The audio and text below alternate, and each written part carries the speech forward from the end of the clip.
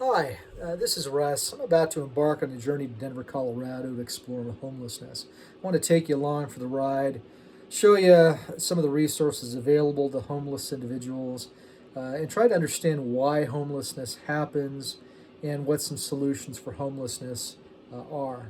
So enjoy this video. Thanks for watching.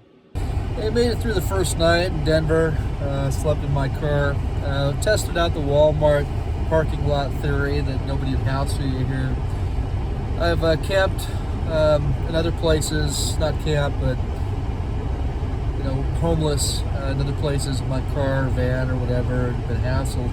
But Denver, no hassles last night at all. Very comfortable. This is December 16th, I think.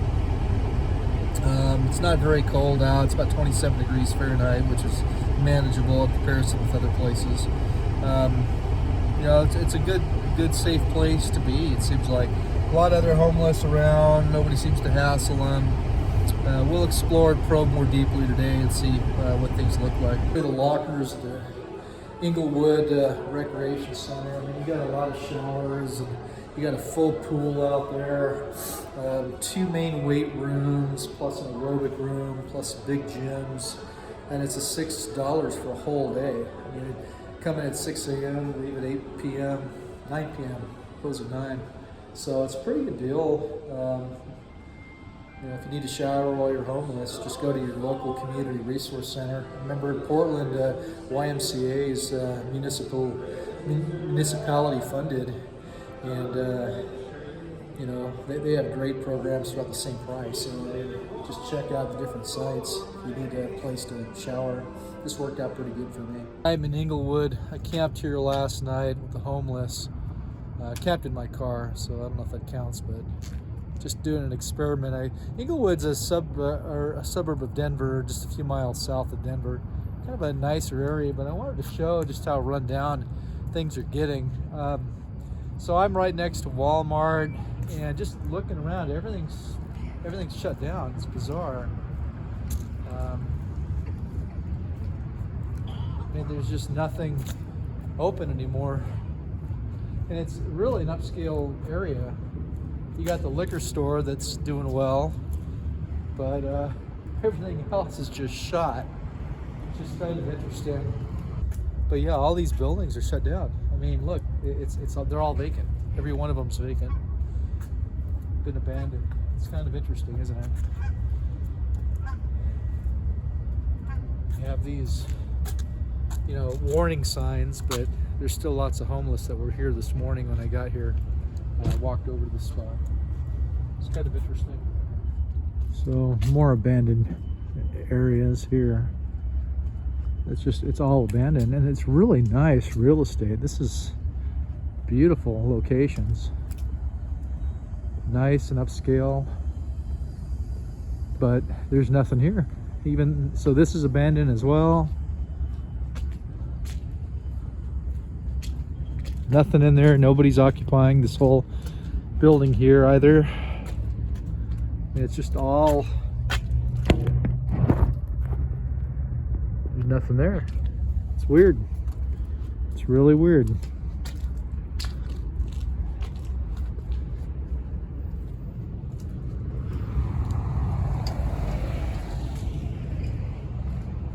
Everything's empty. This whole area is empty.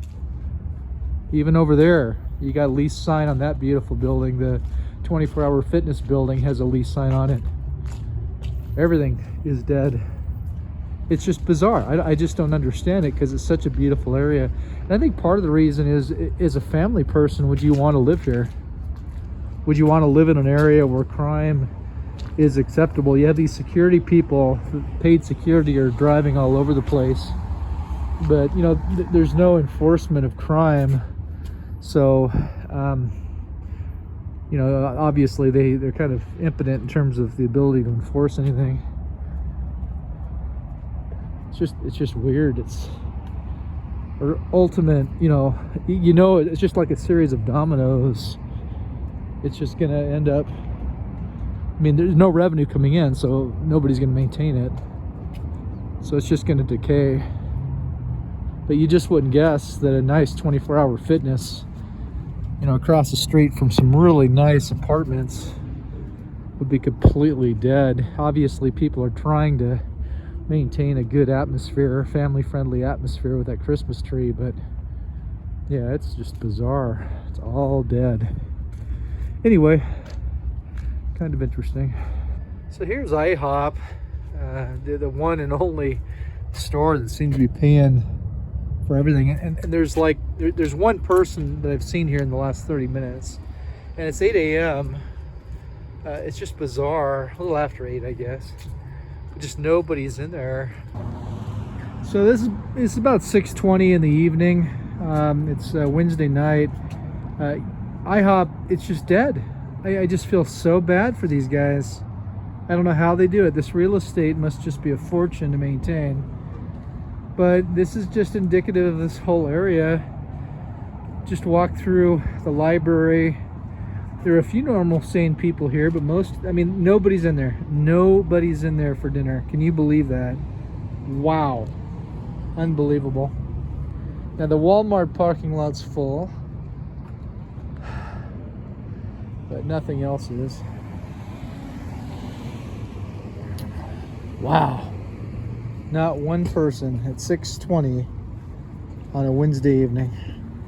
So I checked out the library, the public library in Englewood. I checked out a few other libraries as well. But what's interesting here is, and I didn't grab all the pictures. I was always kind of a little scared to videotape some of the homeless. I didn't want any violent reactions. But clearly there were homeless individuals here using this kind of a loitering location.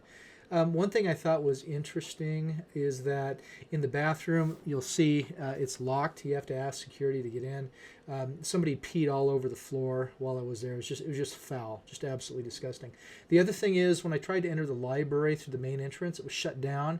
I think they had 4 egress points, main egress points. All 3 of those 4 were shut down and had guards sitting there prohibiting access or egress. So I had to walk all the way around this facility to access the library. They barricaded that because of theft-related issues. But just generally speaking, the sanitation, they do a very good job trying to maintain it, but it's a full-time job. It's unbelievable how much damage just talking to people they had. So, yeah, here's the image. You have to actually go beg for permission to use the bathroom. It's just pretty messed up. I don't know. It's kind of sad. But anyway, there's a glimpse of what the Englewood Library looks like. Thanks. I came out with some lady out of the library, and she thanked me for being with her because she actually called me her savior, because she had to walk past a bunch of homeless bums that I didn't bother taking any video of. I don't want to get my camera broken. Anyway, just shows you the effect of liberal policies and having no standards in life. Talked to the agent of the owner that owns these office buildings behind me. Now, these are some of the only offices I found that are actually fully occupied. And the reason for that is the rents. It's an older structure, 1970s vintage. Rent's really cheap. You have a lot of mental health counseling places in here. You have a physical therapy place. You have a guard place and a training center. In these structures that you're looking at, these business occupancies behind me and over there. But the guy that owns these, he owns a lot of other real estate. And the one thing the agent mentioned was that the owner, if he is not able to rent his office, his commercial property, then he's trying to convert them to residential. Now keep in mind that conversion's expensive. Zoning drives a major factor for it. The other thing are building code requirements. So you have very stringent differences in terms of the code requirements for business occupancy versus a residential. All those drive a lot of costs, and that's why you can't just wholesale upgrade commercial buildings to residences. The other thing I did within this structure, I went ahead and toured the structure. I talked to 3 individuals at the rent-a-cop shop. One was a manager and 2 of the grunts. And what they do is they're just basically the presence in like Home Depot or wherever you might go. So I quizzed them in terms of the legality of shoplifting here and some other features. And what they said is, generally speaking, $1,200 seems to be a magic number. $1,200, I don't know. Now, I don't know if this is a law. I'm just quoting what those three individuals stated. You can steal $1,200 and there's really not going to be any prosecution. Typically, occasionally, a mercantile is going to call the cops, above $150, never under that, and usually not even up to $1,200 is what they said. The other thing I was told by the rent-a-cops is they don't do a thing. I mean, all they do is they give some intimidation presence. What I didn't photograph in the library when I took some images there was I think there were 3 different of those rent-a-cop guards, 4 actually, and they just basically sit there and look intimidating. The other thing the rent-a-cops said in this building, they said that homelessness, if you're like sleeping in your car, you can pretty much do it anywhere. Nobody's going to hassle you. They mentioned that Englewood, where we're at, it's a little bit more lax than even Denver. Denver has gone, is pretty crazy lax, but Lakewood's kind of straightened things up. Lakewood's, it's another suburb on the west side of Denver. They've just gone, they've had so much loss and so much degradation in real estate that they've kind of wised up. So maybe some of these cities will wise up in terms of legal enforcement, but I don't know. You get a certain group of people, voting. That's why democracies fail. The lowest common denominator of your population is going to vote. They're going to vote to pilfer the public coffers to the point of national bankruptcy. That's the inevitable outcome of any democracy. So anyway, my 2 cents on these structures. This is day 7 of my homeless adventure or exploration that started last Sunday. It's Saturday morning. So I just wanted to show you some resources. So you ask yourself, why are there so many homeless people? Here's one resource. This is the Resource Center for the Giving Heart of Englewood. It's a nonprofit, church-affiliated organization. I'm sure it's partially or maybe wholly sponsored by taxpayer dollars. I'll go show you some other resources. There's the Movement Center over off of Hampton. Goodwill can help you out. They're also on Broadway. So I'm about, you can see Denver possibly in the background, maybe 7 miles away from downtown where I'm at now. Yesterday I was in Arvada. The day before I went over to North Glen just to check things out and homeless possibilities. So here's how it works. These agencies such as the Giving Heart here, as well as the Movement Center, both in Englewood, what they will do is they'll set you up or set up a homeless person. So they'll go into, like the Movement Center, they have the resources that branch out. There's tons of resources. So they'll get you set up with like Medicaid, with food stamps, really everything a person needs. Now, there are homeless shelters, particularly here when it gets cold. They'll put up a big tent and house people in there. They have a homeless shelter in Denver. Some of these churches have shelters as well. But here's the deal nobody talks about. If you go to these shelters and you set down your phone to charge, or a pair of shoes or whatever to go to the bathroom, you are 100% guaranteed to have your items stolen. So you have to actually, hold your stuff. So that's, rampant theft amongst the homeless is a big issue. Just a general, moral level, I guess, that creates greater problems for homeless people. So there's a lot of resources, but one of the reasons I've been told, there's 2 primary reasons, but one of the reasons that people live on the street instead of the shelters is just so they don't get all their stuff ripped off. It's actually safer in a lot of cases to be outside. So what'll happen here, there's not really any tent encampments, but what'll happen is the people will come out at night, roll out their pad, put out their sleeping bag on the sidewalk. So this has been my tenement on wheels, just to blend in. It's a 2005 Saturn hatchback. I have other cars that are much nicer, but I didn't want to have problems and get things broken into, so I drove absolutely the ugliest car I have. But Haven't had any issues. I've left my doors unlocked, no problems. Just wanted to see what would happen. I mentioned before, cops won't hassle you if you're parked in your car here like they do in other places, like in Idaho. You know, it never fails. If I'm camping in my car, I'll get a cop knocking on my window at 3 a.m. Annoys the heck out of me, but just gives you a feel for homeless life. It really isn't that bad, to be honest. There's all sorts of programs. You just got to have the guts to go talk to somebody about it, whether it's the I mentioned before, the Englewood Recreation Center, $6 a night or a day, full day pass, showers, everything you need. With all the subsidies that are available in terms of food and handouts, you know, you can live comfortably homeless. It's just the housing prices that kill you. And it's not that bad. I mean, I don't mind the cold. If you have a good sleeping bag, it's not horrible. You get used to it after a couple days of camping on a, you know, hard ground. Anyway, it's been my experience. I've had a good time, met a lot of cool people. I didn't want to like video record anybody. They didn't seem to want me to do that, so I didn't.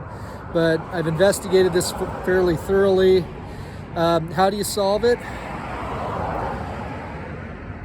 Incentive, I guess. If there's a will, there's a way. If you got rid of the handouts and got rid of you know, all the comfortable programs, people would work.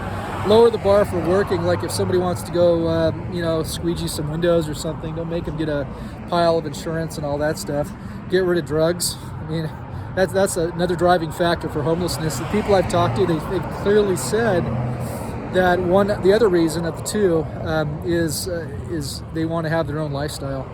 You know, use drugs. That's why they sleep on the ground rather than a homeless shelter. Anyway, that's my recap. I've done this in Portland. I've done this in Salt Lake. I've done this in Las Vegas. I've done this in San Luis Obispo, California. So I just wanted to do this in Denver. And it seems like every place I've gone camping with the homeless, it's all the same story. You know, you want to get rid of it, remove the comfortable incentives that make it easy. This has been easy for me. This is not hard. Now, I've had a car. It made a difference, I guess. But even if I didn't, I just talk to the homeless guys. They tell me where to go, like, you know, this Thankful Heart place. And you get set up there for everything you need. So it's completely doable. Anyway, that's my 2 cents on it. To show you my living abode. Not really all that cool, but that's kind of where I've been laying down and camping for the last 6 nights. So, yeah, not really comfortable. It gets cold. It's been, you know, obviously freezing. Gets cold. I've been kind of lucky, though. Hasn't got into the teens. I think the lowest it's been like is 20, which is kind of a good deal for me. But, you know, it's not bad. Even if it got down to 0, you know, you get a few sleeping bags. I think I brought 4 just in case. I've only needed 1. It's manageable. It really isn't that bad. Anyway, thanks for taking a look at my my dumpy house on wheels. This is my goat mobile for my farm. Completely depreciated. I didn't want to put miles on my truck or something like that. That would have cost me like 70 cents a mile. So I drove this. It has no value other than gas. But so this is my farm car. That's why it's a little thrashed. But I don't even have a key to the outdoor locks. It's so bad. So anyway, hasn't been an issue. Nobody's hassled me so far. It's been pretty cool. Have a good one.